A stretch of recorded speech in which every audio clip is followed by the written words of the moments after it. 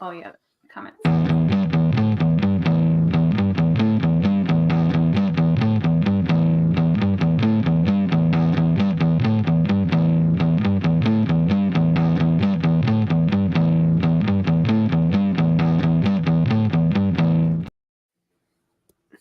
This episode of the Off-Road Podcast is sponsored by Colby Valve.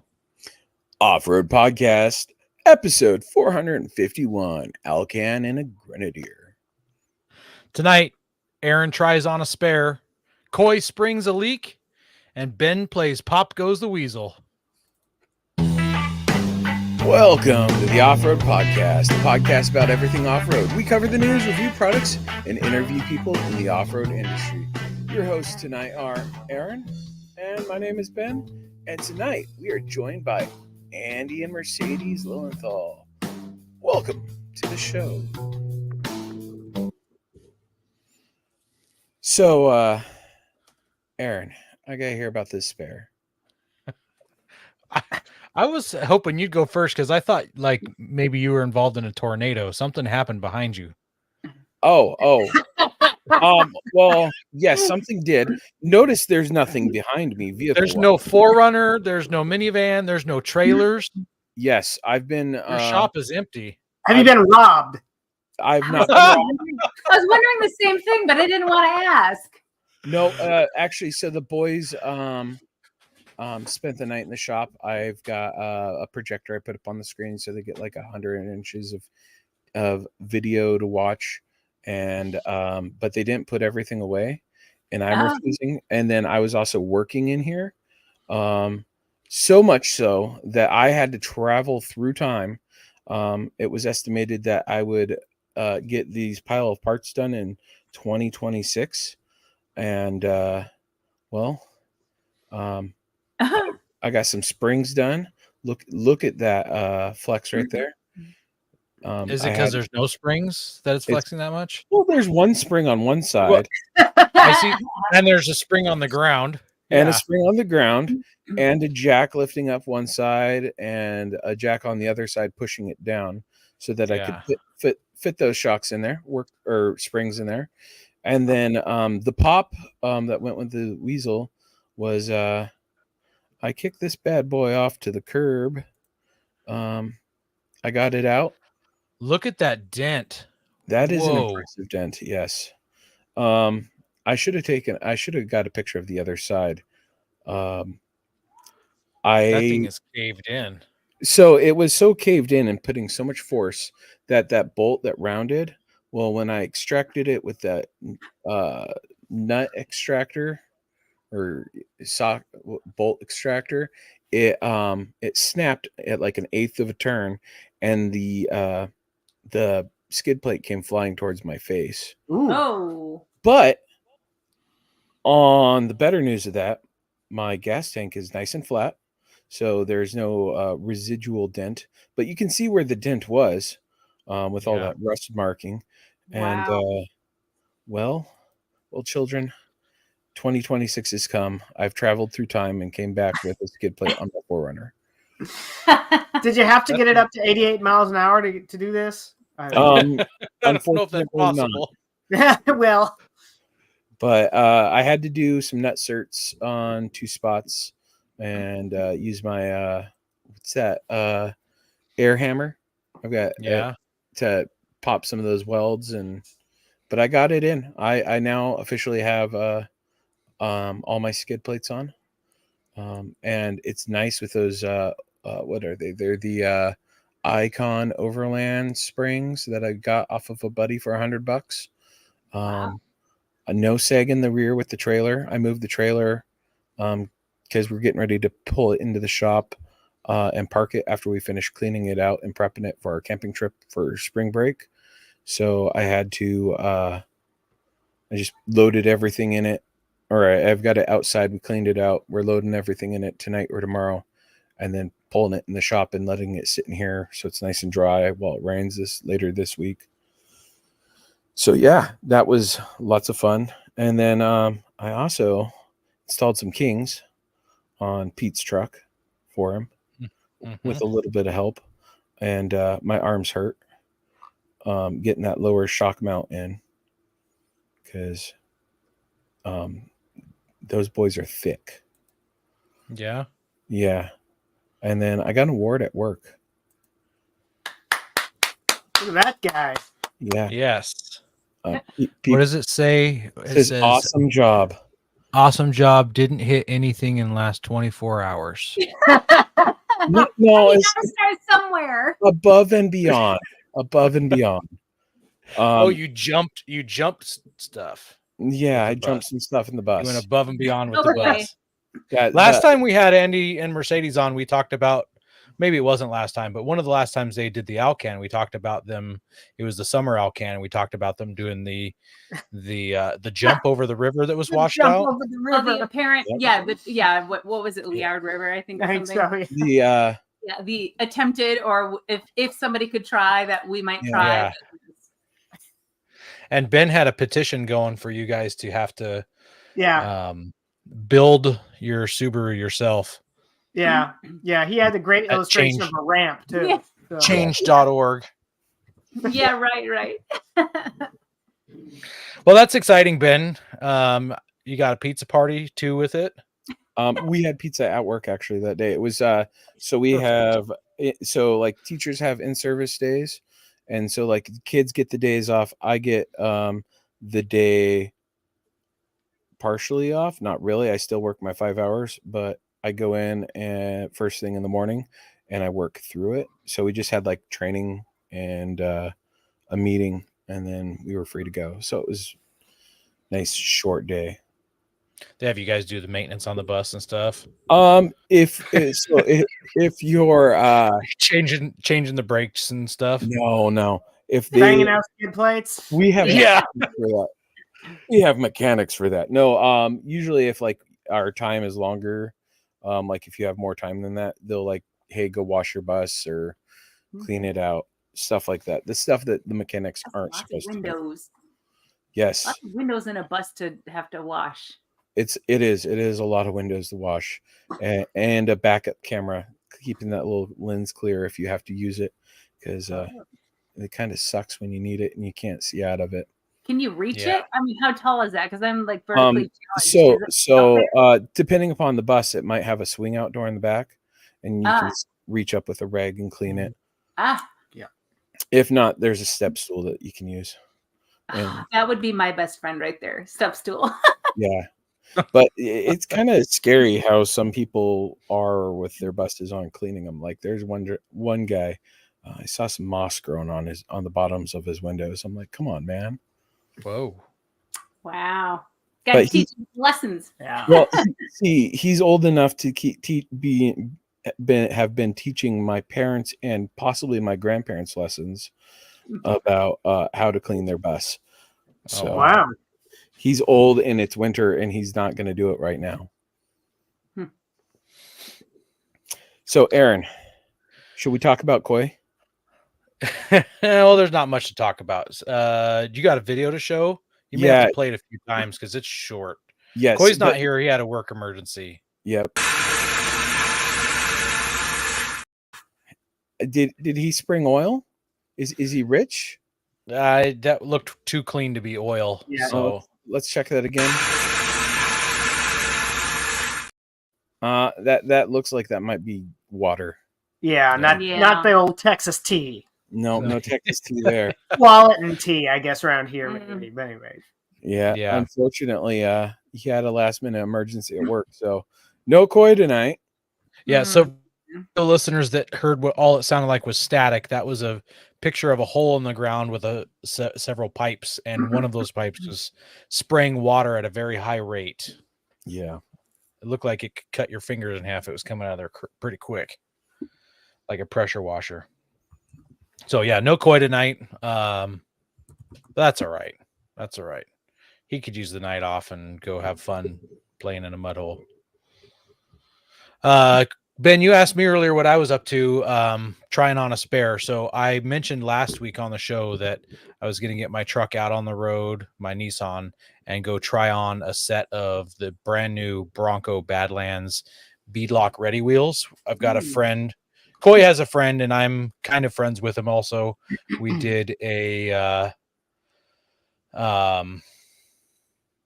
the trip last summer where we went down to McGrew Trail, and he was on it. He's got a very new 2-door Bronco, and he's got the right wheels. So I reached out to him and said, hey, can I try him on? Went to his house after work, and I'll pull up the pictures here. Is it the here's red 2-door Bronco? Yeah, it's a red 2-door Bronco. Okay, that's the same guy I went to Christmas Valley with. Yeah, I think so. Yeah, he's gone on several trips with Coy.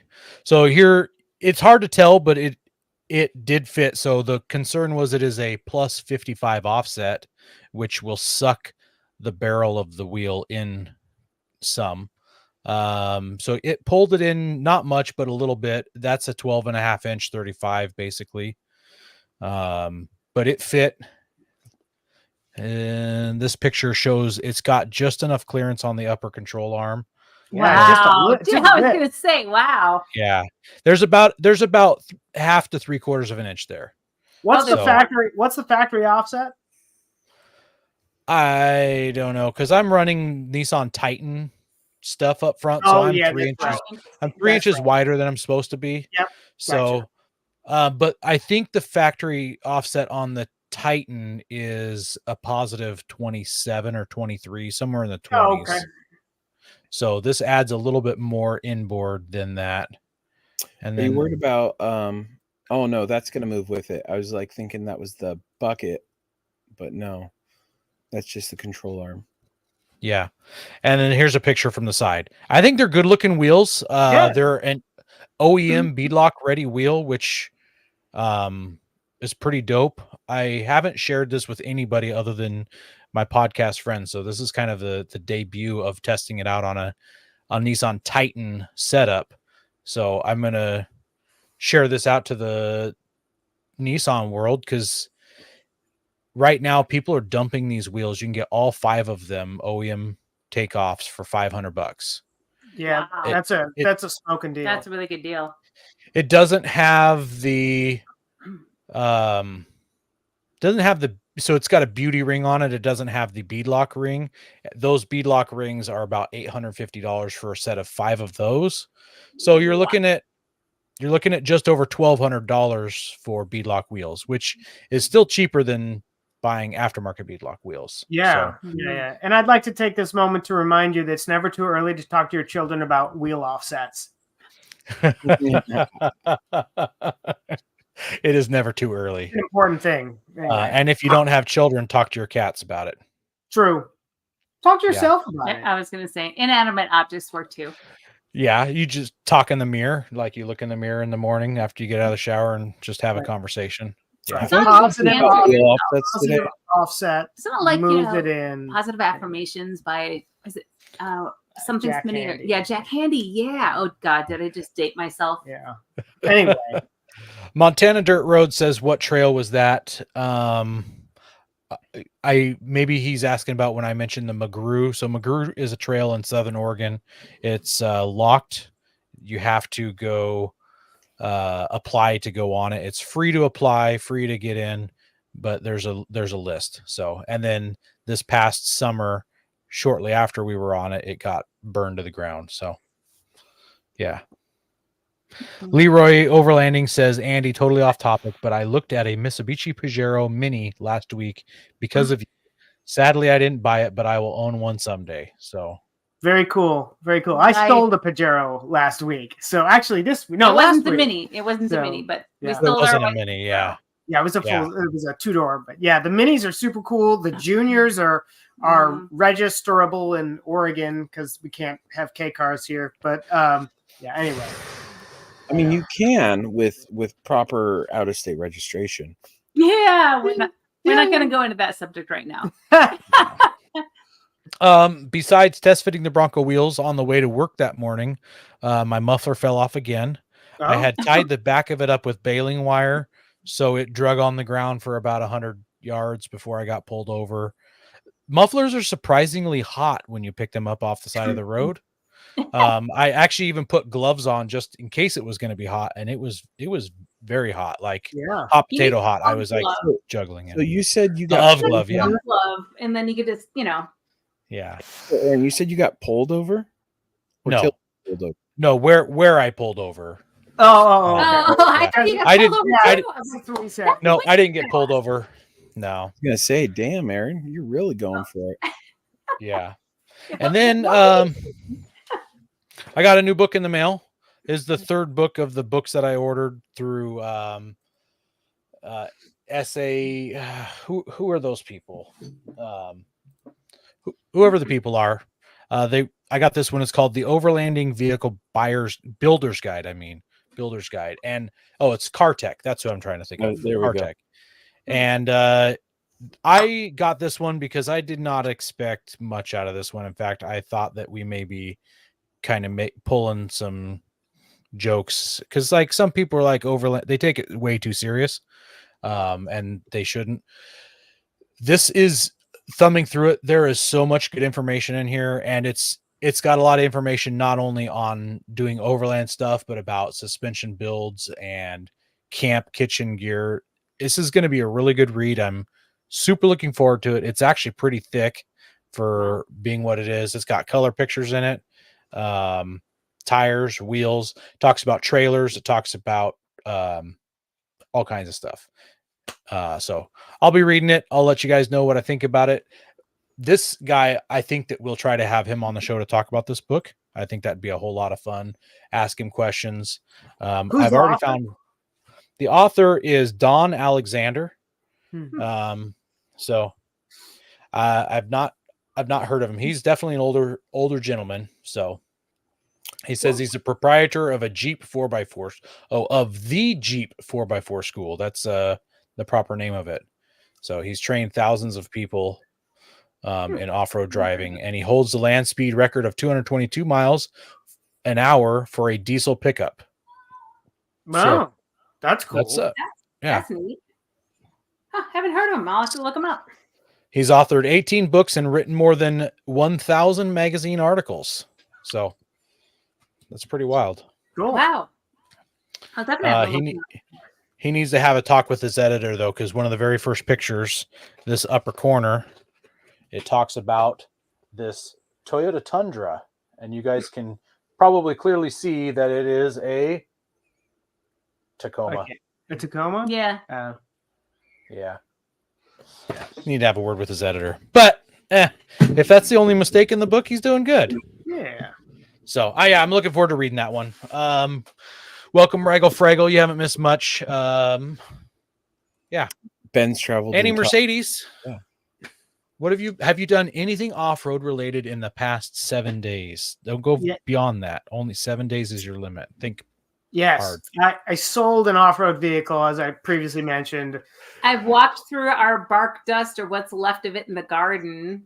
That doesn't count. So It's off-road walking. So hiking. Anyway, Did you went for a hike in your bark dust? Yeah, in the bark Kind of, dust. yeah. So no, we sold our '92 Mitsubishi Pajero. Our first love. We it went to a good home. That's and good then so we still have our '91 Mitsubishi Pajero and The one that did the 2020 Alcan 5000 and rally. our '94 Delica, and then we have our cross track on KO2s and all that stuff. But otherwise, no. And you recently bought.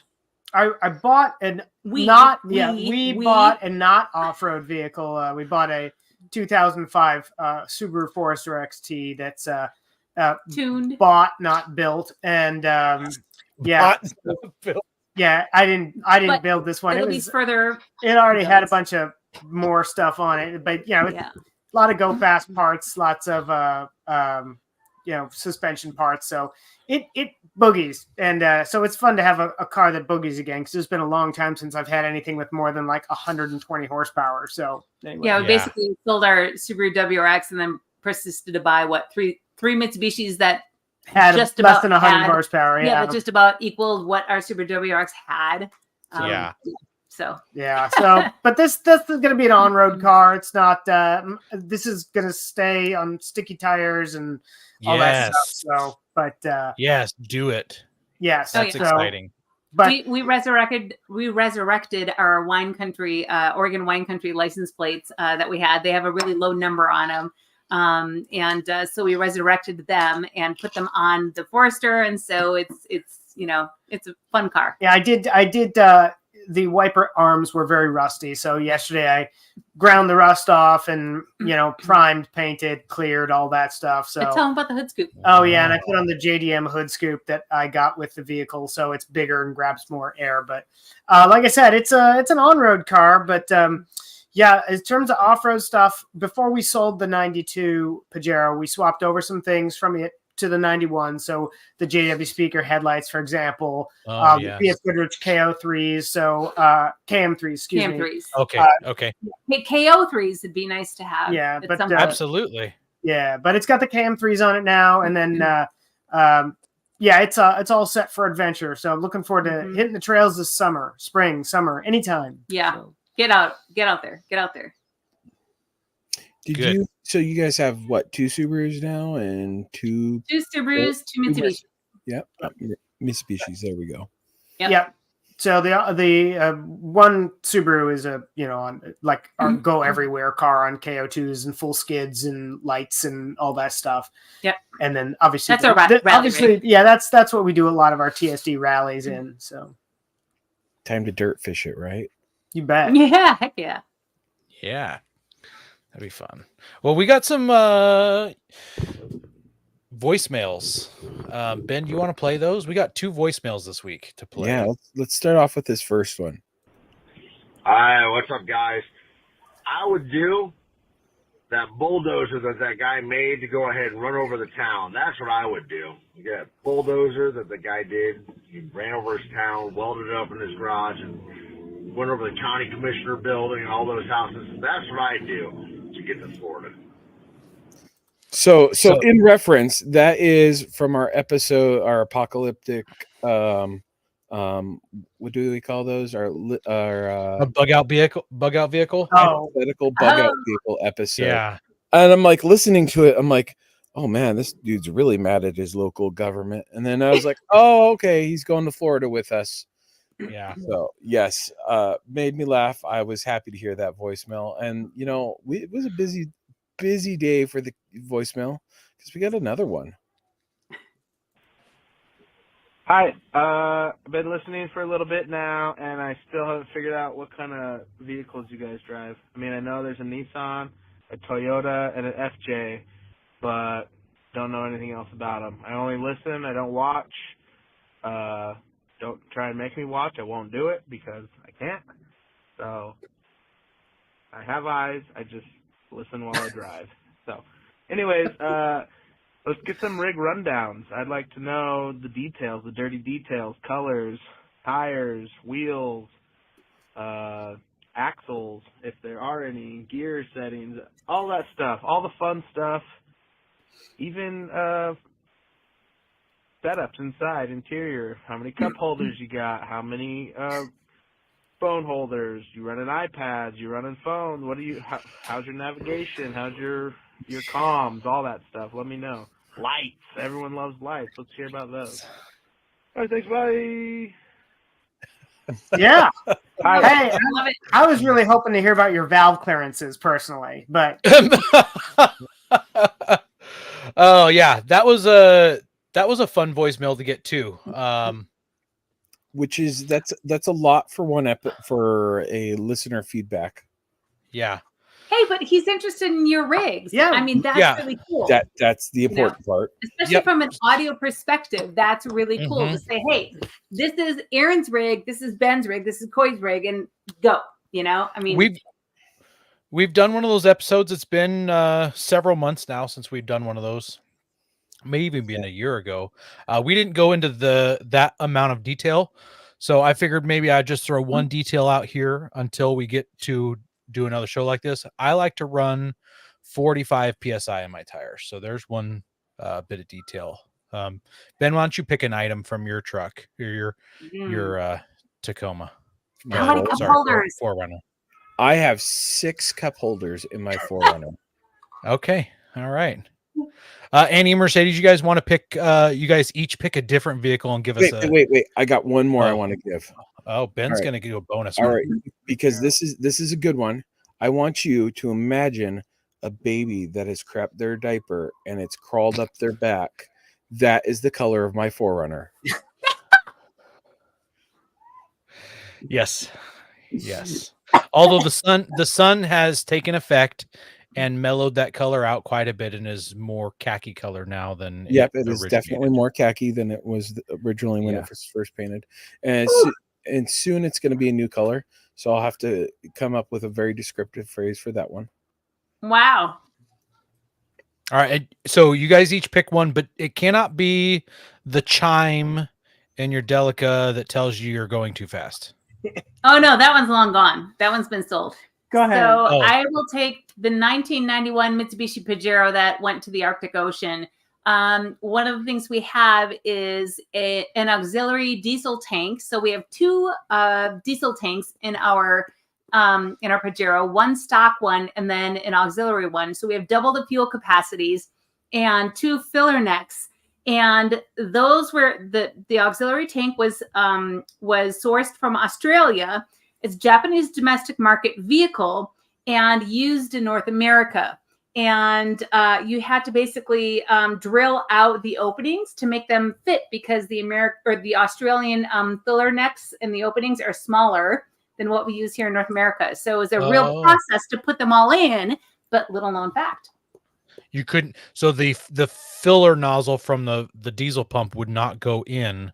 Correct. Oh, interesting. And just because I had like almost 20 years of commercial interior design experience, I'm really good with measurements and eyeballing space and things like that. I'm like, I took one look at that filler neck before they were putting it in. I'm like, because I was there documenting the install because we're journalists and photographers, and I was writing an article and helping them for install instructions. I was like, that doesn't look right. I'm like, can I just take that like filler neck and go down to the fuel station, which is of course 15 minutes away, and just test fit it? And sure enough, I was like, think. I'm like, oh crap. Think. I'm like, called him. I'm like, I'll be right back. Hold on the project. We got problems. So yeah. But, good eye. Yeah. So how about you Andy? Oh, let's see. So I'll talk about our 94 Mitsubishi Delica Space Gear. What are you gonna say about that? Well, I was just gonna say it's a little bit of a rarity among Delicas because it has the 2.8 liter turbo diesel engine, the 4M40, but it has the V5 M31. I believe it is 5-speed manual transmission. So it's a van with a manual transmission. The V5 M31 MT1, I can't even remember. It doesn't matter. The 5-speed is pretty rare in those vans, and so it's cool to have the 5-speed. Yeah, fun. It's a vanual. A vanual. I like that. Yes. I like that. That was so corny. It's fantastic. So yeah, fantastic. Oh, fantastic. Oh my God, we're gonna be full of it by the end of this evening. All right. Well, I didn't get names for either of those 2 people that called in. I do want to thank you guys for calling in. I'd love to get more people calling in. We'll answer your questions. If you got an idea for a show like what the second caller had, we'll absolutely do it if it's something up our sleeve, if it's something we can tackle. And if it isn't, maybe we find somebody that can help us do that show. So like wheel offsets, we'll call Andy again. The wealth of useless knowledge. Actually, not really. Thanks. Yeah. We also want to thank our sponsor, Patriot Patch. Head over to patriotpatch.co and check out their selection of great patches, shirts, cleaning mats, signs, and stickers. You can also join the Patch of the Month Club for $15 and receive a patch, matching sticker, and artist proof each month. Did you get your patch in the mail, Aaron? Yep, I sure did. Yeah, me too. I like it. Leprechaun on a skateboard. All luck, no skill. Nods. Yep, I like it. And we must not forget our news. Have tire troubles ever left you deflated? Colby Valve has got you covered. Ever have a valve stem leak? Colby Valve makes reusable and easily replaceable valve stems that don't require you to remove your tire from the wheel. They work with your off-road rig, ATV, side-by-side, commuter vehicle, or even your tractor. Never be left stranded again because of a busted valve stem. They also have a tire repair kit for those punctures that keep you away from doing your favorite thing, wheeling. Make sure to check out colbyvalve.com or ask for them at your local off-road products store. All right. Well, we've got one news story this week for you, and it comes to us from Carbuzz, and it is titled, Kia is going Tacoma hunting with the new Tasman. So after months of rumors, Kia finally confirmed that they would build a pickup called the Tasman. There we go. There's a great photo of it. I think it's a really cool looking front end on that truck. Yeah, I don't know if this is a render. I don't know if it's a rendering or if they've got some. It's got to be a rendering. I love the headlights too. I like good quality headlights. I don't know about you guys. I like headlights that light up the road for safety, mostly safety. Yeah. The Tasman will be built on a ladder frame chassis like every other midsize pickup truck in the USA, except the Honda Ridgeline. Kia chose the Ford Ranger as the benchmark. While the clear leader in the segment is the Tacoma, Kia chose the Ranger because the Tasman is being developed in Australia, where the Ranger is top dog. Yeah, it almost looks a little Ranger-ish, like even the hood vent or the fender vent. I was like, they do. Is that a thing, or is that like, are we looking at like a did somebody use a Ranger as a model here or what? But just looking at some photos online here, I've seen a few variants of this. So that the yellow looks good though. I like that color yellow too. Yeah. I'm just wondering how long it's going to take the Kia boys to start commandeering them once they're here. The Kia boys, were they going to steal it with a USB cord? Yeah. So the Tasman shares a clear design and ladder frame underpinnings with the Kia Borrego, known to the Americans as the Mojave. The second generation might not be sold stateside, but in markets that it is sold, it features a robust 3-liter diesel V6 that has 252 horsepower, 347 foot-pounds of torque, which is quite a bit. If it does come to the U.S., Kia would have no problem shoehorning in the 3.8-liter naturally aspirated V6 from the Telluride, which produces 291 horsepower, 262 foot-pounds of torque, which is about average or maybe even a little low for the segment that's going on out there right now. Yeah. They could also throw in the 2.5-liter turbocharged 4-banger from the Sorento, which is 281 horsepower, which is less horsepower, but it's got 311 foot-pounds of torque. That seems to make more sense. Absolutely. Yeah. I mean, especially with Chevy and GMC and Ford all offering a Turbo 4, that seems to make a lot of sense. Yep. Jeep's doing it too. Yeah. Says shoehorning the Kia Stinger's twin turbo V6 under the hood would be the best move. I mean, looking at Andy's shirt, I would totally agree with that shirt. United by horsepower. Yep. For sale. Shameless plug. Nice. It says that would be the best possible move because when earlier in this article, when they mentioned that Kia is using the Ranger as the benchmark, they are actually using the Ranger Raptor as the benchmark, which is kind of cool. So if you want to go faster, you would use that twin turbo V6, which has 368 horsepower. So that would be a lot of fun. It would be. And the last bit of this article says that people don't think of Kias as an off-road brand. Most of its SUVs are pavement crawlers, but it has a history of building iconic 4x4s. The most well-known example is the Kia Borrego, which was an extremely cheap Lexus GX. It had a V8 engine, permanent four-wheel drive, low range, and an air suspension when it was sold stateside. You can pick one up these days for $7,000, and they make great, cheap 4x4 project vehicles. I don't know much about them other than Leroy Overlanding built one up with an LS engine in it, and I don't remember if he put solid axles under his or not, but I wouldn't be surprised. So looking forward to this truck. I hope it shakes up the market. The more competition out there, I think the better for everybody. Totally. So, As long as it doesn't have like the Telluride's off-road package with that 0.4 inches of lift, I'll be happy. And stickers and 20-inch wheels. Yeah, you can do better. You can. I have faith. well, let's jump into the main topic. Yeah, let's do that.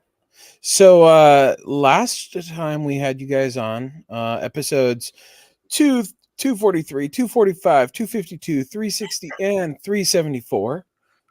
Just a few times. Once or twice, Repeat offenders. Yep. The first one was way back in 2020, over 4 years ago. That's awesome. Yeah. So let's talk some more Alcan. What are the different classes and what are you competing in? Yeah. So there's basically it's kind of segmented this way where you've got a class for cars and a class for trucks and SUVs.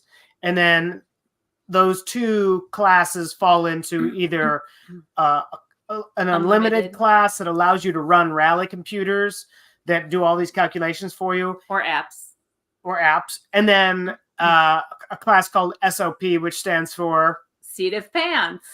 Which doesn't allow all that stuff. It allows which is like us. A calculator or and me. A pencil. So we ran the 2024 Alcan 5000 in an Ineos Grenadier. Trial Master, yeah. So, and we ran in That Is It. Yeah, that's us. In Elderet Blue. And so we ran that actual vehicle and starts in Kirkland, Washington, and this year went up to Yellowknife, Northwest Territories, over to Whitehorse and Yukon, and then finishes in Anchorage, but not before going up to Fairbanks. And we went as far as the Coldfoot, past the Arctic Circle, halfway to Deadhorse. So, right. There are optional routes that we took, which are basically called extreme control challenges that some teams can do if they wanted extra points, if they're in it to win it, or garner as many points that they can to help their standings. And of course, Andy and I, when we do the Alcan 5000 rally, we opt to do everything because, we're extreme that way. So of course we did everything, including Coldfoot. So it should also be noted that this is a competition based on time, speed, distance rally. So it's not who gets there fastest. It's who gets there going through the most checkpoints at precisely the right time. So it's all about going through checkpoints at exact time. It's like golf. You want a score of 0.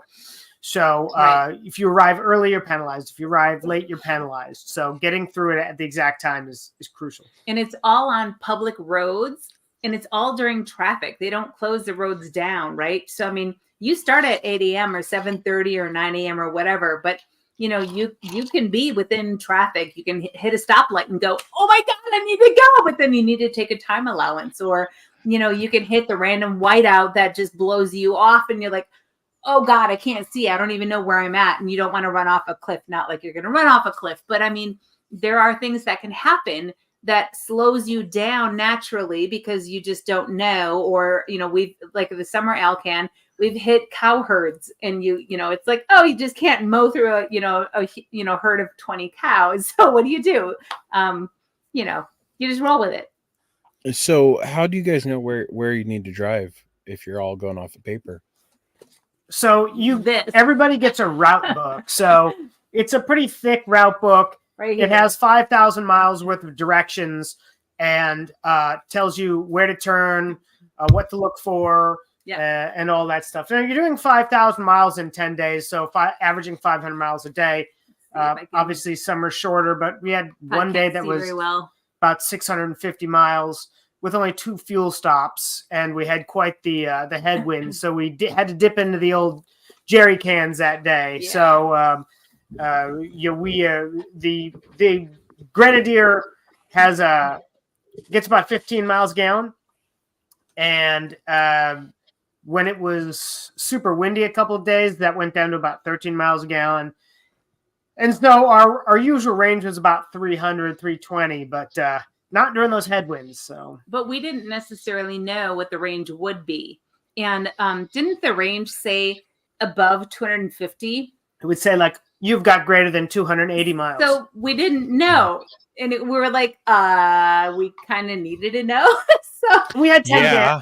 gallons 10 gallons of extra fuel on the roof. So. right. The winter Alcan 5000 rally mandates that you have to have at least 5 gallons of extra petrol or diesel. That has to be, because in the Arctic, in winter, the weather tries to kill you at every given opportunity. So, we decided to carry 10 gallons because we knew that it needed more fuel, and we wanted to be careful, if not for us, for other people. In 2022, when we were with Subaru and we had the Outback Wilderness, we ended up giving 5 gallons of premium to a fellow Subaru, one of our buddy cars, because they didn't have enough to make it to the next fuel stop. So we donated. That's just what you do. I mean, Absolutely. Good. I mean, you just help each other out. That's just what you do. Especially in the winter one, nobody gets left behind. We had the rally master, Jerry Hines, had a Toyota Sequoia with more than 250,000 miles on it that he was going to be selling up there. Mm-hmm. And he lost a heater hose, the plastic T that connected the heater hose, basically just disintegrated. And so he pulled over, and we came across him. About 5 or 6 other ralliers had already stopped, and they were doing Alcan 5000 bushcraft on the side of the road to major highway, mind you. Yeah, the highway going to Alaska, not too far from the border. Or what highway was it? I don't remember. Can't remember what name of the highway was. But anyway, what they ended up doing was taking a handle off of a screwdriver and grinding it down and plugging up one of the lines to get a closed loop again. But it was minus 15 degrees out Fahrenheit, and which wasn't as cold as we saw it. We saw minus 37, but still temperature. But even with 5 or 6 cars and people working, semi truck would still stop and be like, "You guys all okay?" And you're like, "Yep." And like, "Okay." Wow. Keep going. So you just don't leave people stranded, and you help fellow motorists. It's a dry cold, though. It's not like that wet cold. No, It's a dry cold. No. Yeah, it's not like 45 and rainy here in Portland, but yeah.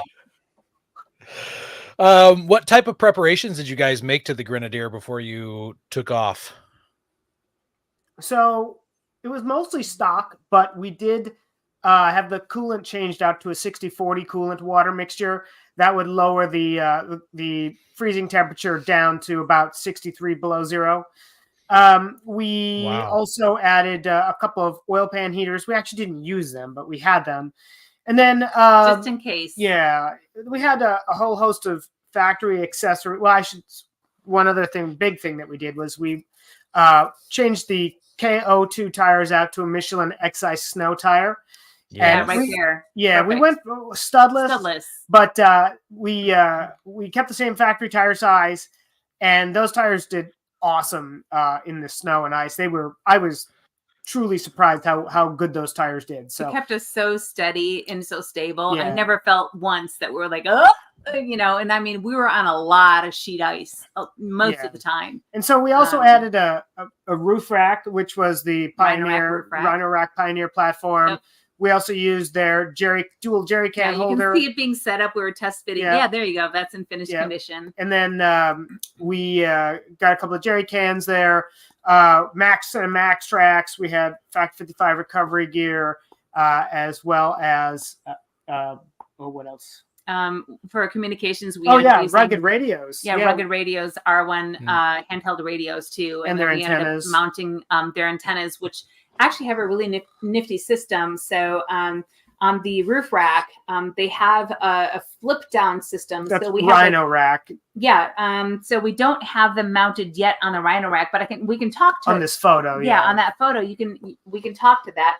So they have a really cool flip down system where it literally you just loosen a wing nut, isn't it, Andy? Just a wing nut. Where Yeah. you loosen it, and then you can flip down 3 foot tall antennas. So when you want to That's stow it, and so we literally, when we needed to ship it, we just literally flipped them down, tightened the wing nut, and away you went. And so since our setup was temporary, we ended up just stowing it, tightened the wing nut, and we gorilla taped everything, right? So the cabling back into, we just had handhelds because we wanted to use the handhelds for other vehicles because, mind you, we have 3 vehicles that we still use them in, so we don't have anything hard mounted. And the rugged radios just proved great. And we have a dealership that is close to us, actually in Portland, Oregon, where we live, that is called RTGT, so Ron Tonkin Gran Turismo Ineos Grenadier. And so they're the Ineos dealership here in Wilsonville. And they did a great job. So once they received, the Grenadier, our actual rally rig, they did the final prep. So they kind of they installed the last minute items that we had, and they also switched the fluids, and they added the windshield wiper fluid. And we changed the wiper fluid out to a -30, -40. They concocted a kind of I don't want to say a homemade solution because we can't get that cold of a fluid here in the U.S. Well, not here in Oregon anyway. Right, or in Oregon. I think they said in the U.S. you can't find something that cold, so we ended up blending in straight alcohol with what they could find was the coldest, because in Canada you can, but in the US they told me that you can't. So it's pretty much just moonshine. Yeah, moonshine. But I mean, they worked with what they had, right? I mean, so RTGT was great to work with on dealership level to help prep the vehicle for us to receive, knowing that we were the first people to really run the vehicle in this type of capacity, right? And in a competition. Right, in a competition level. I mean, we got the rig with 87 miles on it, and then rolled on it for a weekend, then handed it back to the dealership, and then Andy and I had to go to Canada for another OEM event, came back, received the vehicle essentially done. Ready to go, and then drove it to the start line. Yeah, they did a great job, and we didn't have a lot of seat time before we took off for the start. And people, people were like, hey, is it going to do this? Is it going to do that? How are you going to, how's it going to act? And we're like, we don't know. We'll let you know. We didn't know at that let you know in 5,000 miles. We'll let you know. Yeah, exactly. Yeah, so it was a learning experience for us. It was fun when we posted this episode to go live a couple days ago. A friend of mine, and you may know him, Andy. He used to live in Washougal, then he moved to Alaska. But Joe Goodenough is his name, and he saw the Ineos as the cover photo for our topic tonight, and he said, "Hey, I think I saw that rolling down the street in Alaska." And cool! It's awesome that out of the blue, one of my friends saw you guys in Alaska driving this rig up there. Oh, that's hilarious! Amazing. And he said his first thought was that that someone was driving a Land Rover up there. Right. That was a terrible choice in winter, which I thought was on point and hilarious. We had a sticker in the window that said "Thanks, but it's not a Defender." So amazing. And that is thanks to RTGT of Wilsonville. Has a QR code that goes to their dealer website. Right.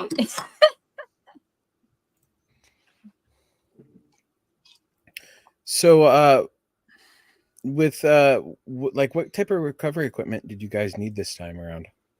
Well, thankfully this time we didn't need any. The vehicle included the optional factory winch, which is manufactured by Red. We didn't need to use it. We carried the Max tracks on the top, which we also didn't need, and then some Factor 55 recovery gear.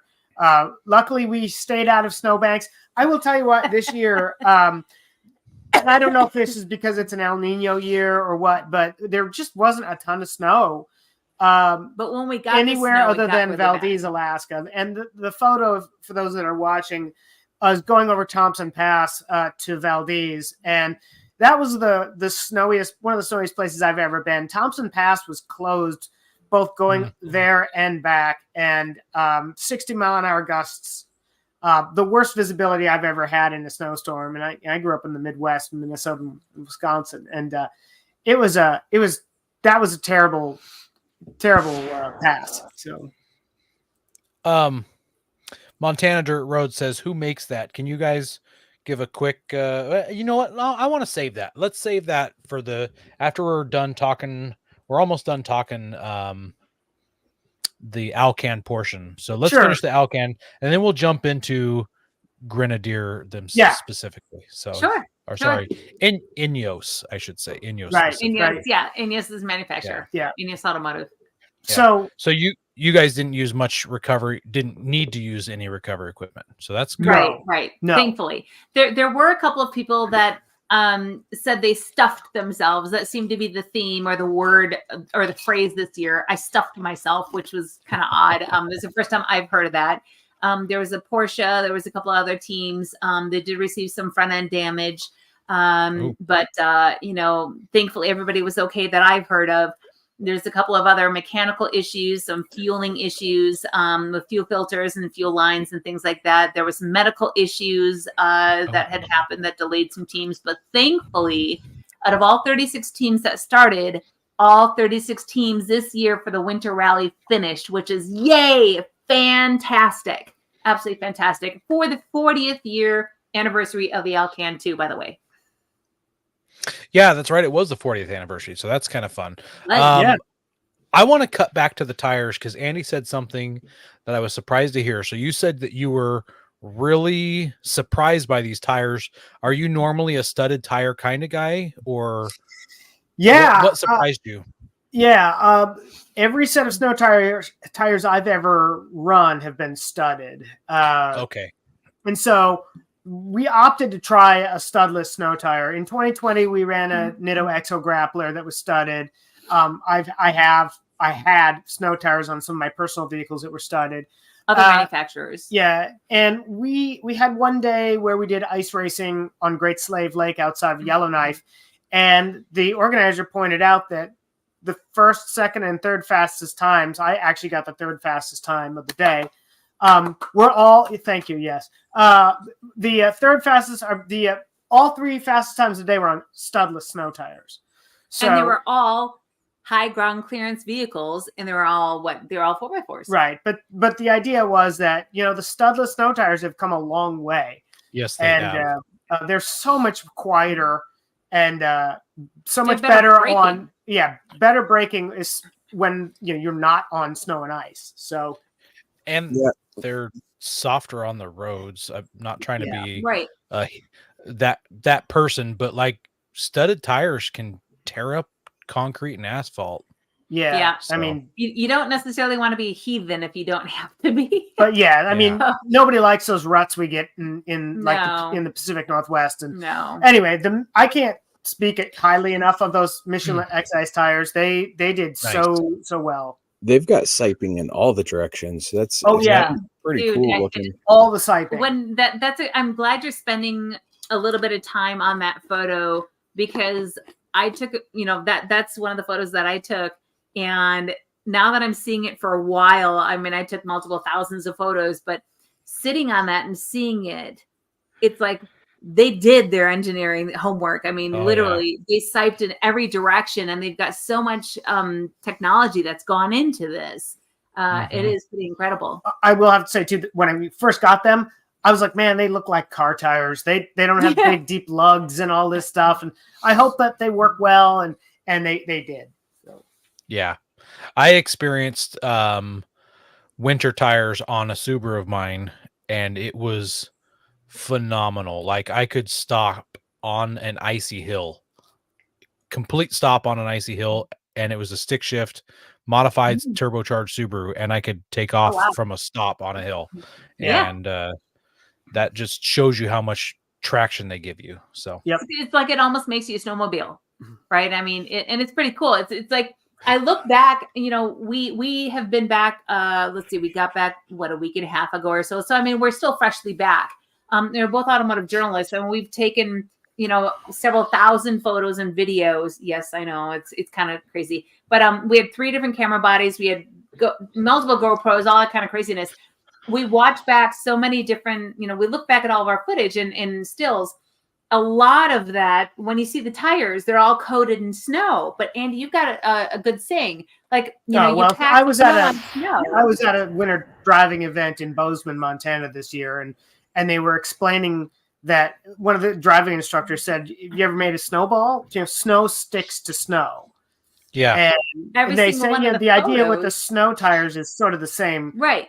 All the snow tires always had snow on them. Right. So. And so like almost all of the photos that I saw that were any of the vehicles, not just ours, whether they're studded or not studded, almost all of them, when they were just parked, had a whole full layer of snow on the tires. It was interesting for me to actually pay attention this year to see that. It was pretty cool. Yeah. All right. Last question for the Alcan, unless you guys have something else to cover here. What was the least capable vehicle out there? There was a stock front wheel drive Mini Cooper. But they finished it. I love Yeah, that no, they finished. It So was fantastic. the car that you're showing right now is a 73 Mercury Capri with a mid-90s 302 in it. And they've And won studded before. tires. They won the entire Yeah. thing in 2020. So that thing is a force to be reckoned with, even with just rear-wheel drive. Didn't they come in second or third this year too? I think Garza and so. Russ. Yeah. They came in like second or third this year. Yeah, they run A&T look at my Tire phone. trackside racing in Portland. They do tires and wheels and alignments and whatnot. But that Mini Cooper it had snow tires. That was it, and it did get stuck on the ice racing. I think it got into a snowbank, but other than that, that was definitely the least capable vehicle. There was a Porsche 911 Dakar, but came in second. it was all-wheel drive, It and came in Yes. second. that's a heck of a vehicle. Yeah, But so yeah. Russ and Garza came in second this definitely, year. it was definitely capable for what it was. So, and I will have to say, I'm going to just toot my own horn for a sec here. We took first place in our class. Oh, So yes. we actually amazingly won the 2 SOP class, which was the biggest class of 17 vehicles, and Of that was 36. we took 10th overall, so which was pretty awesome. We were the only 2S vehicle in the top 10. So. And a first-time manufacturer with a first-time vehicle is pretty incredible. So, I mean, hats off to Ineos to producing a great vehicle.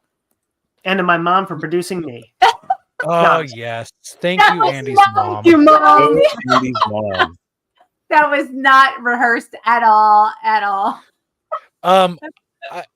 So one of those pictures showed 2 of the Grenadiers. So there was somebody Yeah. else that brought one. Was it So their there was- personal vehicle? It was, yeah, it was a privateer Wow. team so Jeff and Marie out of Texas had actually brought theirs. They actually, their Land Rover owners, or hopefully they maybe still are Land Rover owners, they were planning on bringing their older Land Rover, and they were giving it a big, huge, thorough once over right before the rally. And their big whole impetus was they were going to bring it up and then they were going to sell it as their, grand last hurrah for the vehicle. And there are ralliers that do that. They actually, buy a vehicle, or they have their vehicle and then they rally it and then they just sell up in Alaska. It's been known to happen several times before. So that's one of the things they wanted to do. Yeah, Oh, yeah. it is. It's a big thing. And so we're like, this is really interesting, but that's what they wanted to do when they were both rookies. And so, but I rallied alongside her in different 4x4 teams for the Raval rally several years ago. Anyway, they So had this vehicle. I knew her. And so we mentored them throughout the last couple of months with it. And so they said, long story short, they said, hey, we wanted to do our Land Rover. We wanted to drive our Land Rover, but we just found out that there are several $1,000s in repairs that need to be done in order to drive this successfully. Crack all the way up transfer there. case, all kinds of expensive things. Multiple things. So they're like, we Typical just Land Rover stuff. well, right. I mean, so they said we just got our Grenadier. We're going to have to take that if we want to stay in the competition. And so Andy and I said, hey, listen, if you're going to do this, we'd love for you to stay in the competition, but clear wrap your paint if you care about keeping your paint. Clear your windshield if you want to not have a cracked windshield. You probably will have a cracked windshield anyways. Your headlights, your fog lamps, the auxiliary smaller ones that are in there.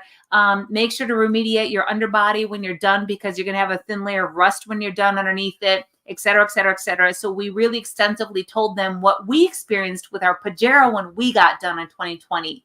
So yeah. And so I want to talk with them and actually in a week or two and see how they're doing and see how their vehicle fared. So yeah, we're really proud of them. They did great. I mean, they learned along the way and we helped them as we could, and other teams hopefully helped them too. And they were great to see them out there. Just super cool. Super, super cool. I love the jerry cans on the side. Yeah. That looks super I think cool. that was a Leitner thing. I think. No, I don't know. It wasn't a Leitner thing. I thought it was a Swedish company or something. Oh, maybe I'm wrong. Okay. I know Leitner does make a bunch of stuff. So. Well, Leitner, no, it wasn't Leitner. It was somebody else. It was some other company. I can't remember the name of the company, but they'll know because they got that. I don't even know if it's a prototype rack or whatever. But anyways, it's like Snow Runner. Yeah, pretty much. Travis in the comments says, is there a way for an average Joe to get involved, assuming they are competent and prepared for extreme winter driving? Yeah, absolutely. Alcan5000.com. This is not an invite only kind of event. It's not crazy expensive or anything like that. Get on the wait list. Yeah, it generally fills up. They allow 40 vehicles in the winter typically. And you just got to wait. You just got to, get on the list and sign up. So Alcan 5000 is like the Olympics where it's every 2 years and it's summer and winter. So every several years, they have to do, because of the way the calendar is, if they waited till 2026 to do the next one, there's quite a big time 2.5 years or something. So actually next year they're going to do a 2025 summer and a 2026 summer and then a 2028 winter. So you can sign up for the 2025 summer if you wanted to. The registration for that is now open. Right. And they also allow on the summer ones, they also allow motorcycles. So you can do this. Oh my goodness. You can do this on a motorcycle. Solo. Or you can have a sidecar. We've seen both. Yeah, most people do it solo. They'll have the route on a scroller, and there's also people that have done it on sidecars and gone with two people that way. But it's a heck of an event. It got in our blood and we love it, and we can't wait for the next one. And one of the things, sidecar, do it. Oh, dude, it's so cool. And I mean, the biggest thing is it's such a grassroots effort. And in Andy and I being automotive journalists, we've been on so many podcasts. We've probably written, by now since 2020, maybe dozens of articles. If you look up our names in Alcan 5000, I'm sure everything just lights up on Google. But that being said, it's still a little known rally, even though it's been going on for 40 years. There is a closed group called Alcan 5000 Rally on Facebook. It's Alcan 5000, one word, then Rally. But it's a closed group of a lot of the ralliers. So if you're interested in getting involved or signing up for the rally, it's really good. You have to ask to be involved, to be invited. And then, it's a private group. So you have to be okayed by the rally, to get involved or to get in it. But you can then ask questions or just read previous posts and things like that. And it's such a worldly wealth of information of questions or issues or this or that or whatever. And that's how we got involved. I mean, heck, we didn't know what the heck we were doing in 2020. I mean, 2018 is really how we got started with just local, couple hour long time speed distance rallies in Portland. And part of the times I still don't know what we think we know what we're doing. So it's just a lot of fun. It sounds exciting. I want to get a motorcycle with a sidecar just to see someone do it. You have a motorcycle. You should. I have a 50cc scooter. Challenge accepted. That'd be kind of hard to do 650 miles of a transit in a day, but But it's been done in a Pajero, which we had 100 horsepower in 1991 when it was new. but the fastest I ever got that thing was 30 miles an hour. It's gonna take a while. Oh, that's a good question. Oh yeah, Montana Dirt Road. What do you do for accommodations? Sleep in the regular motels? That's a great question. It's we do have motel that is part of your rally. Motels. Part of your rally entry fee. So you're I think it was $3,800. It was $3,800 And was that- total fee for and that this year includes for team of 2. hotel for 10 nights, and then 10 nights, yeah. staff that is putting this whole thing together. You're on your own for food and drink and all that stuff, but yeah, it does include accommodations. So. And when we say motels or hotels, they're not like, your normal Holiday Inns or, Marriott's or something. Yeah. We're talking about the middle of the Yukon or Northwest Territories, where the last time they might have been, renovated was when they were built in 1972. So, some are better than others. Yeah. And some of them actually this year. We're not doing it to go visit the Ritz-Carlton.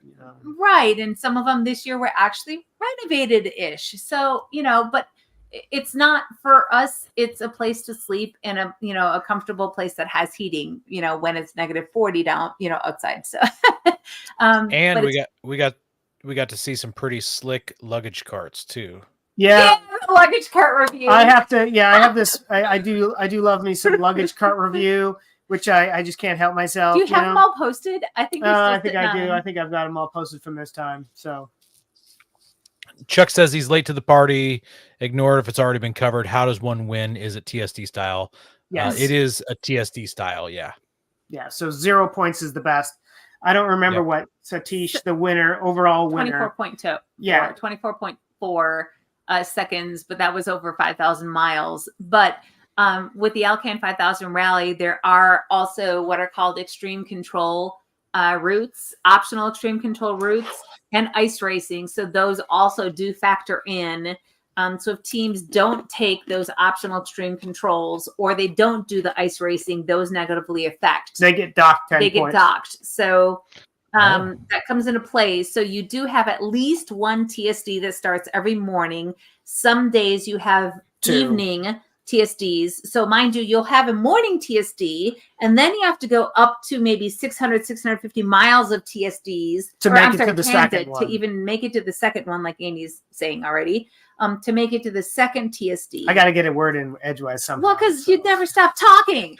But anyways, to make it to the second one of the day, and hopefully you're not on time or you offed yourself somewhere. Like sometimes I wish I could off him. Oh, but jeez. It's a family show, lady. Yeah, there you go. But then he's, like he says in an article, lather, rinse, repeat for like 10 days. So.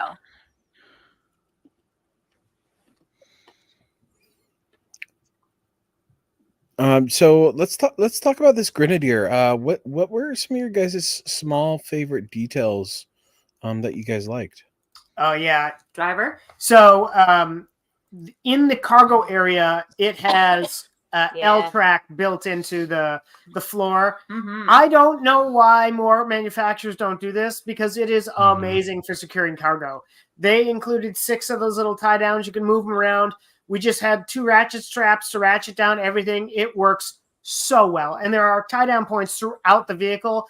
The Grenadier is so good for carrying cargo because of this. So that was a really good thing. The other thing that I was really surprised about was the suspension. It's solid axle. It's a solid axle vehicle. It rides surprisingly well. But when we did the Dalton up to Coldfoot, the road is not good. It's pockmarked and potholed.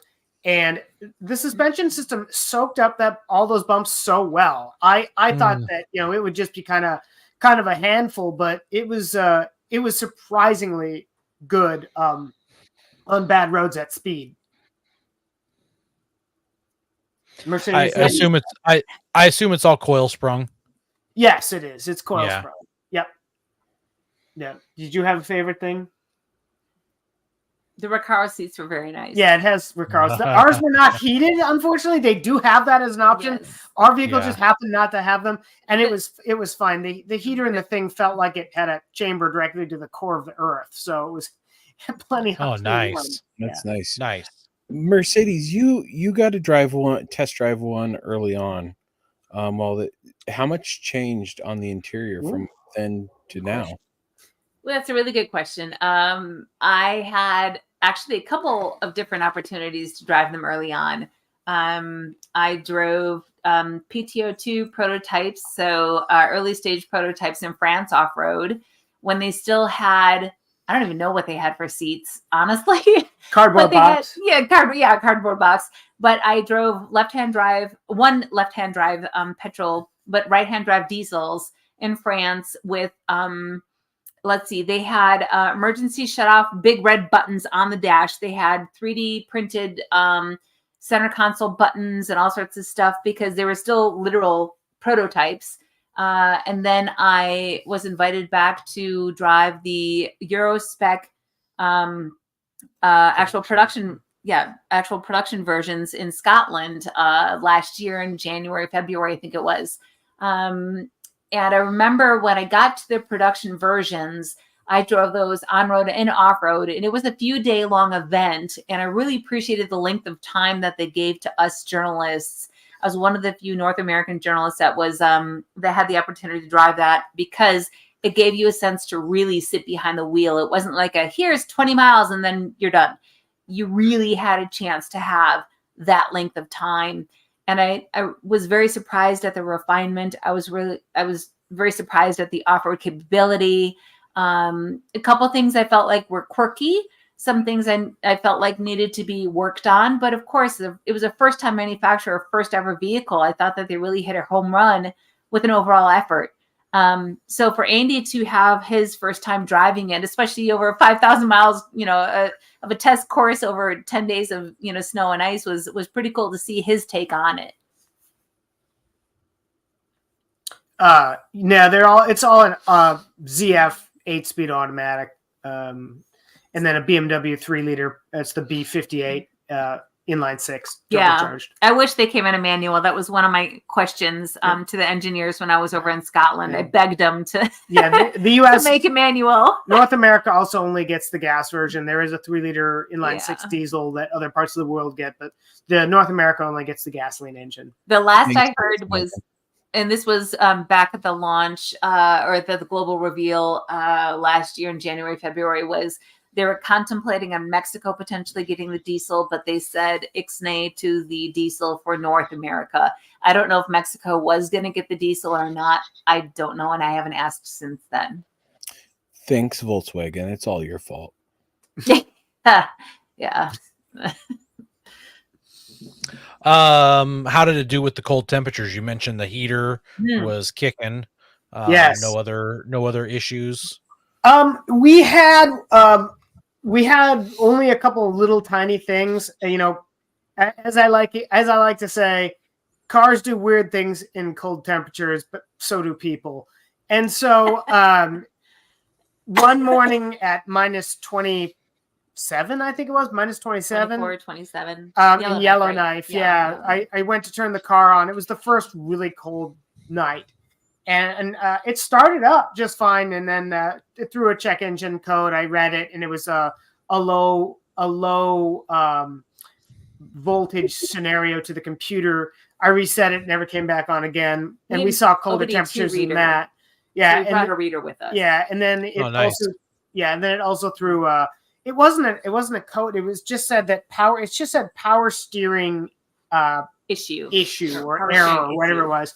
And it was the power steering. Everybody's power steering was heavy that morning, and that just went away, never came back again. Those are the only cold weather issues we had. We just knew when it got that cold that we needed to take an extra 15-20 minutes to our time, add that in the morning, wake up like at 4 a.m. instead of like 4:35 in, and trot the vehicle around very slow speeds and like circles around the parking lot, and just go really slowly. And just like get everything warmed up and like get, everything just kind of gelling together and just get the fluids moving and the fluids going. And a friend of mine who spent a lot of time up there back in 2020 told me, he said some people they just get it started and they just, mash the throttle and they head on out and they'll break pinions because it's so cold, 50 below zero. And you put that much stress on something metal. And so we, like Mercedes said, we'd get up a little early and drive some laps around the parking lot just to make sure everything was moving around. Yeah. Yeah. We'll go like granny speed. Just literally 5 idling miles around. an hour. It's so cold your car needs a blanket. Yeah. Pretty Seriously. much. But I mean, it did great. It really did great. My eyeglasses were fogging up more than that thing had a problem. It's just like I'm sitting there and being like, hey, heat, please. Like, I need to see. So Someone had told me one time, and I don't know if there's any truth to this or not, but that some heavy equipment or possibly even semi trucks, they would actually put them on dyno type rigs or jack them up so that they would just be in the air and then put them in drive and just let them spin all night long in gear, Wow. rather than shutting things down. So I don't know. Maybe that's in a really cool area, really cold area, but that seems excessive. But I just don't know. I haven't heard of that. I've heard just people letting them idle all night long. We've seen it. You'll be driving through the boondocks, and there'll be like an excavator just chugging away. A little cloud of steam, and there's nobody in it. There probably hasn't been anybody in it for 2 days, but they can't turn it off because they'll never get it going again. And I've seen rigs, whether they're petrol or, mainly trucks, whether they're commercial trucks or even personal trucks, diesel and petrol, just in the middle of the night or really early in the morning, just sitting there idling in a hotel parking lot. I've seen that too on a regular basis up there when it's -20, -30. Yeah. Now I can get that. I remember going to Montana for Christmas, and it was -20, I think it was. And like that morning, I went to go start the Forerunner, and it was like it did not want to go. Yeah. It turned over finally, but it was like, I better let you warm up for a little bit there, buddy. Yeah. They protest, but they'll usually fire up. Just you having a battery that is topped off is really important. Get the battery that you can get that has most cold crank amps. Give it every opportunity to start. Yeah. When I was in Nevada the weekend after Thanksgiving, I did some cold weather camping down there, and it was 8 degrees and 10 degrees for the cold lows overnight. So it's not quite as cold as Alaska, but my wife's F-150 had some really weird, like it's got this radar on the front built in for the cruise control. It's got the adaptive cruise control, and it stopped functioning. And it only happened as I got into Nevada, and then while I drove around in Nevada. When I left Nevada and it warmed up and it was in the 30s, the problem went completely away. Super weird. So I'm guessing that maybe the circuitry shrunk and maybe it wasn't making good connection or something wasn't working in the radar. So well, and that's one of the things too. You bring up a good point, Aaron. That one of those things is the Grenadier has less ECUs, less computers on board, and less technology. And so it's prone to less issue of that nature, especially at really cold temperatures or really extreme heat, especially if you're out in the field in the middle of nowhere or really remote conditions like we were. We realized that we were taking this car, that we were the guinea pigs, like I said, I think early in the podcast, that we were taking this vehicle with a first-time manufacturer to really extreme situations. And we had no idea. We had some inkling of what we were getting ourselves into because of what we did with the Pajero in 2020, but every year is very different. So we really didn't know, and nor did they really know. They had 1.1 million miles of testing in severe, warm, like the, Death Valley and Scandinavian Arctic with severe cold and this, whatever, all over the world with their testing with their vehicles. But, with production level, competitive level, actually out there and doing it on a post-production level, not yet. So, hey, let's try it and see what happens. So, thankfully everything worked out really great. Yeah. I feel like they did their homework. I've not been following the Grenadier, but I've been checking in on the Grenadier ever since they first started making it. And I'm super happy about it. I'd love to own one. I don't have a use for one in my life, I don't think. But if I ever wanted to do some legitimate overlanding, this would be the vehicle to have. It's already outfitted. It's already got this proper suspension. It's got a lot of great features that make it just out of the box ready to go. Right.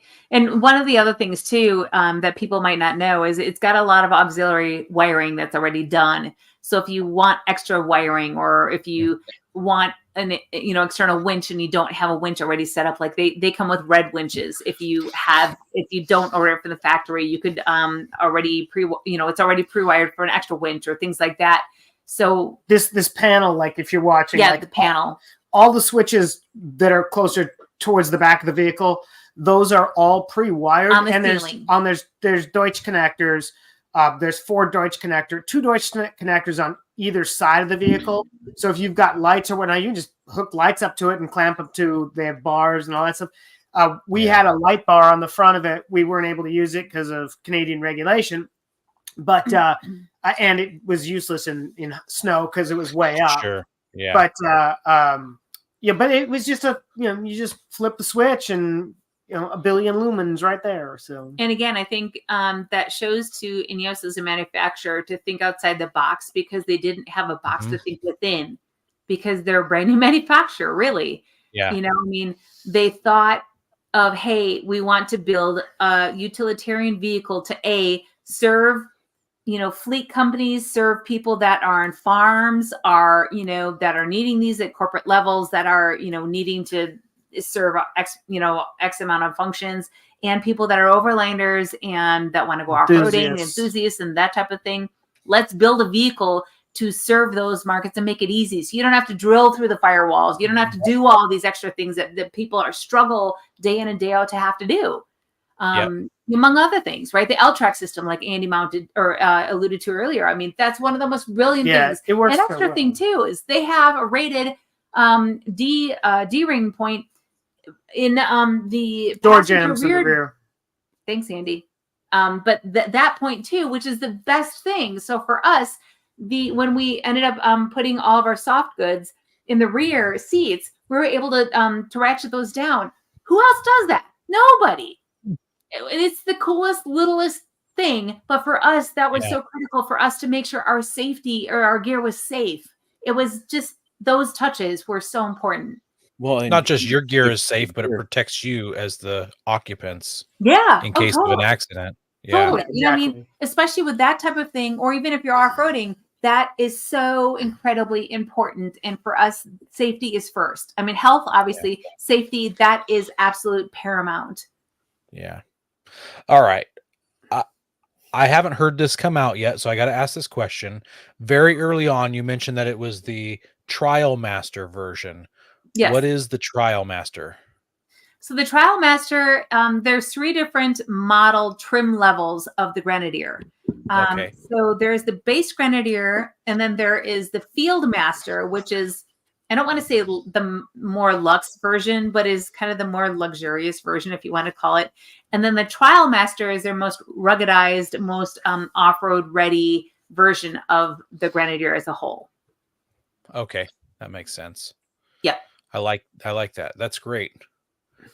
What was the more luxury one called? Field Master. Field Master. Okay. Yeah. All Field right. Master and Trial Master, all one word. Trial Master and Field Master. So what features does the Trial Master have? Does it have like lockers, whereas the Field Master doesn't, or? Right. That's a good question. How much time do you have? There's a lot of different features. So if you were to go to Ineos.com, IneosGrenadier.com, there's an English part of their site. They have a build site that you can aggregate which version you want. There's a lot of different features where you can say, here's a Trial Master and this is what I want, or a Field Master, this is what I want. Yes, you can get it triple locked, you can get a winch, you can get sliders, you can get steps if you wanted, not sliders. You can get the Rhino rack, the roof rack, you can get snorkel. We had a snorkel on ours.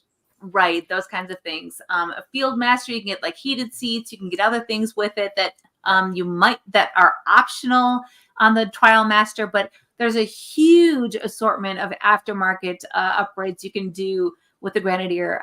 They've partnered with Rhino Rack, they've partnered with different aftermarket companies to make sure that overlanders or enthusiasts or people that want those accessories can order right from the factory, which is pretty cool. I'm getting a kick out of the fact that they're using red winches, which you don't hear very often here stateside, because they're a UK company, I believe it is. Right. Yeah. And if I remember correctly, they were one of the first companies outside of the States that I remember having their the rings that they use for synthetic recoveries, the death donuts, as some like to call them. Yeah. We didn't need to use the winch, but it was there if we did need to use it. Yeah. Well, I'm excited. I like the backstory, or the lore that I know of the backstory, where the guy who started the company reached out to Land Rover, said, "Hey, I'd like to buy your tooling," and they told him to kick rocks. So he's like, "Okay, I'll one up you guys. I'll make it awesome." And if that is all true, I really hope it is. He did an amazing job. Yeah, It is true. Pretty much is true. Yeah. So Okay. Jim Ratcliffe, the British billionaire and the CEO of Ineos Group, the group that has, I believe it's 26 different conglomerations within and under Ineos Group, and Ineos Automotive is one of those 26 entities under Ineos Group, and he was the guy, Sir Jim Ratcliffe. Yeah, it was fun hearing that story when we were at SEMA. And actually, because we got to walk around one at SEMA. It was probably the one vehicle we spent the most time around at SEMA. Mm-hmm. We were talking to one of the OEM manufacturers that does like. It's probably EGR. EGR. Yeah. So EGR manufactures the ladders, the rock sliders, the steps, the bush, the bull bar, etc. Stuff. It's an Australian company. So. But yeah, they had, I think, the only Grenadier there, and I think it was the only one. It was an early stage prototype. They had to ship back, and then I was going to get crushed like a week later. Oh man, I hate hearing that. I know. Man, donate it to an orphanage or something. I wish. Yeah, no, unfortunately, they can't do that. But I know. Trade school. Let a trade school tear it apart. I wish. Yep. Man. Well, on that note, yeah, where can our listeners find you, since they won't find that prototype? Yeah, we could talk about rainbows and unicorns instead. Yeah, try to uplift it a little bit. Yeah, no, they can. People can find us. We're Crankshaft Culture, crankshaftculture.com. We're on Facebook, Instagram as Crankshaft Culture, YouTube is Crankshaft Culture, and Twitter as Crankshaft Cult. She is at Writer with Grit on Twitter, or X, or whatever the Elon's calling it these days. So, we posted a whole host and tons of Alcan 5000 rally coverage. Yeah, so I forgot to mention that. It's very recent, and you'll see tons of Ineos Grenadier coverage. I did exhaustive daily reels and tons of stories on it. I think I've got, I don't even know, 200 and some stories on Instagram that are saved in highlights bubbles. You'll be able to get all of your, Alcan 5000 rally. Your fix. Yeah. I was going to say your fix is a good word for it. But yeah, check us out. Do you have any news or magazine articles coming out that you can tell us about? Lots. Yeah, we'll have quite a bit. We'll have I'll have an article in Wheels of Field magazine, part of the Peterson's Hunting network. Of course, we'll have more stuff on Crankshaft Culture. Yep, all stuff coming out. Let's see, via Vicarious, via Haggerty, OVR magazine, via multiple different outlets, but they're all going to be different article slants, different topics, different photos. Everything's different. They actually had a film crew this year on the Alcan and doing a documentary film on 40 years of the Alcan 5000. So we don't know when it's coming out or anything yet, but they had a bunch of cameras and doing some cool stuff. So. And I know that we ended up taking or making, GoPro video as well as in cockpit and just B-roll, and God only knows what that looks like. I have a ton of video to go through because I am planning on putting together a YouTube video for our Alcan exploits. We're going to do our own Crankshaft Culture YouTube video at some point. That's going to be a little bit down the road. Yeah, I need Elon Musk to clone me first. Yeah, I was going to say, yeah. Anybody to clone. It doesn't have to be Elon. You'll have horns, and I'm not going to say what else. Yeah, anyway. You don't necessarily need a clone. You just need the implant that works now, right? Whatever. The Neuralink? the Neuralink. Yeah, Oh goodness. I'll take 2. Oh, So, You yeah. get an AI assistant, and the Neuralink with the AI assistant could just write it all for you, just like deep like dive into your brain and pull it like an all out. old Radio Shack no. computer arm doing editing or something. I don't know. No. So, on a dot matrix printer. oh, I can hear that. Oh, man. Oh God. I think Man, we've all world. just dated ourselves there. Tractor feed paper and oh man. Yes. Anyway, Well, for those who are watching, I'm going to go ahead and play one of the reels here. I believe it's day 2.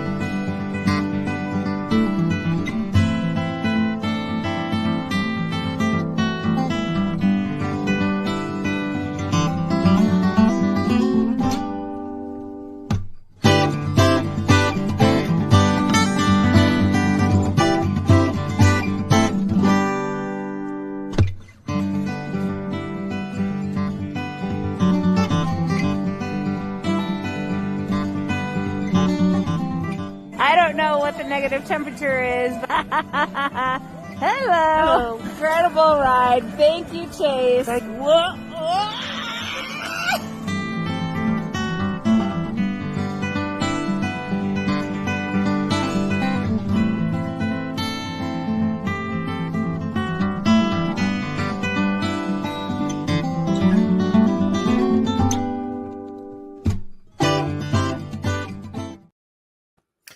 And that was the last day. that Right? was the last. That was the last That one. was, yeah, that couldn't have been day 2.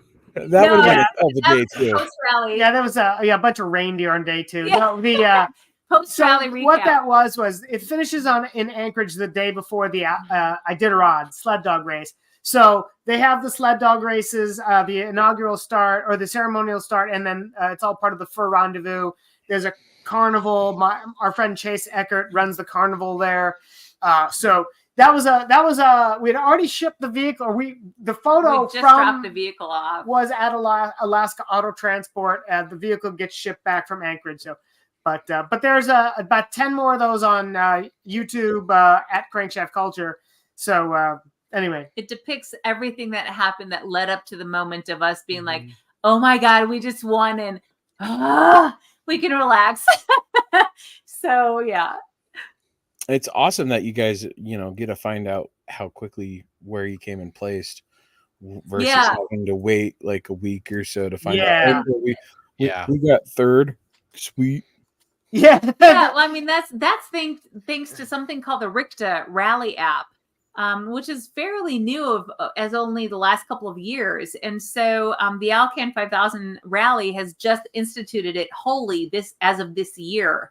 And so we were able to, as of within minutes of maybe an hour or two or a few hours, find out our scores within that same day of where places were. Which is pretty cool. So one thing they did this year was they actually had a Starlink, and the Starlink was on a car at the end, and you basically stopped there. You uploaded your time on the app to the Starlink, so they were able to get those scores out like Earlier. immediately versus Oh, having wow. to wait till the end of the day. So you You could had no service immediately anywhere. there's an app called Scoreboard that's part of Richta. And so you could immediately see your scores as long as they were updated. So if you guys have 2 seconds more story, Andy, we should talk about the last like maybe half a minute or like maybe last 5 minutes of where we finished the rally. You were screaming because you thought we lost it. I was like, stop it. I don't know. I don't know. Real quick, what happened was the final standings came down to the last rally. And it was going to be it would either have us in first or not first. And then our buddy car friends. Yeah, our friends John and Shane from Washington, they they were in second place and we were in first place. Within And like 10 points, we ran 20 the points. we ran the rally. We seconds didn't of each do other. as well as I'd hoped we would. And I'm like, there's no way we there's no way we won. Oh no, you were screaming that in the car. Yeah, and Not she's like, well, we don't know yet. Really? We don't know yet. Anyway, we're driving back to town, and they're like, the media teams, they're like jumping cheering up and down, honking their screaming horns us. at us. And we're like, I wonder if they know something we don't. Anyway, so then on scoreboard, she's like, I think we did it. I'm like, oh my God, no way. So we pull into the gas station and in comes second place, our friends John and Shane. And they're like, how'd you do? I'm like, well, I don't know. How did you do? And he's like, we got a 15. And I'm like, you did not. I'm like, that's awesome. He's like, just kidding. We got a 30. You guys won. We're like, oh my God. I'm like, That's awesome. switch now. Yeah. So anyway, yeah, it was, but that instant scoreboard kind of thing is a real nice touch. Yeah.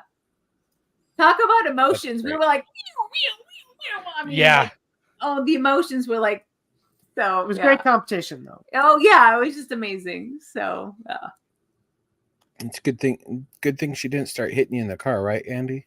oh, he was, she did. He would no, So- he was the one that was screaming. He's like, we're screaming. He's like, where we lost. I'm like, shut up, keep it together. I think we're okay. I think don't say that.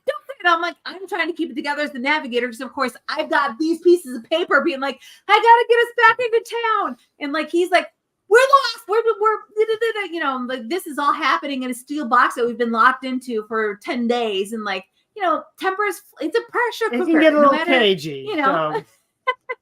So, you know, he thought that we're like long gone, we've lost, we've, you know, whatever. And it's like, you just never know. And it's been on the flip side too. So you just have to communicate as best as you can. You have to try to work with each other and you just have to just, you know, make things chill of, you know, as best as you can. So it's all part of it. Well, right on it. Well, it was great having you guys on and hearing about all of it. Absolutely. Next, I'm excited to see what happens next because I mean, you guys Us are too. doing the fun stuff. Yeah, thank you for having us on. It was Thanks for great. having us. It's always so much fun. It is always a lot of fun. Always. Next week we've got Spartan Ropes coming on, and there's a little surprise coming with that, possibly, right, Aaron? Yeah, we might have a giveaway. So make sure you tune in, figure out what you can do to win something from this giveaway. So and we also just want to close it out by thanking everybody who listens to us weekly, hanging in there with us as one of the longest podcasts. I don't want to say longest running, but we're kind of the longest running. I meant like we run long. Our podcast is a run long podcast. We like to chat. We like to talk. We don't like to cut it off at an hour. We don't like to be like a little 45-minute episode. We like to talk, and you guys seem to like to listen. Nobody's written into us yet and saying we jabber too much. So, and I like it when people jabber. It's a lot of fun. So Have us we on appreciate you Reach Out guys. Lots. Yeah. Yeah, you guys do great. I only had like 8 questions in here. Normally we have like 20 questions for people. You guys easily fill in the blanks. That's right. That's right. Yeah, you got Yeah. motor mouth and motor mouth too. So, you know. Yeah, we appreciate you, Andy and Mercedes, and we appreciate our listeners. Make sure you're sharing us with your friends, helping us grow, and God bless America. Don't forget to visit Patriot Patch and join the Patch of the Month Club. Check out our Gaia affiliate link for up to 40% off. Also, don't forget to head over to Warren Colby Valve and 4 Patriots to see all of their great products. We are a proud part of the Firearms Radio Network. Got a question or comment? Send it to us through our Linktree account or by searching for Off-Road Podcast. Also, you can listen to us live at overlandradio.com Mondays at 7 p.m. Pacific. When off-road, please remember to have fun, tread lightly, and be safe and courteous. Thanks for listening.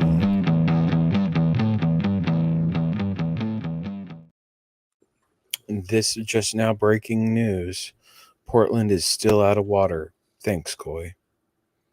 Yeah.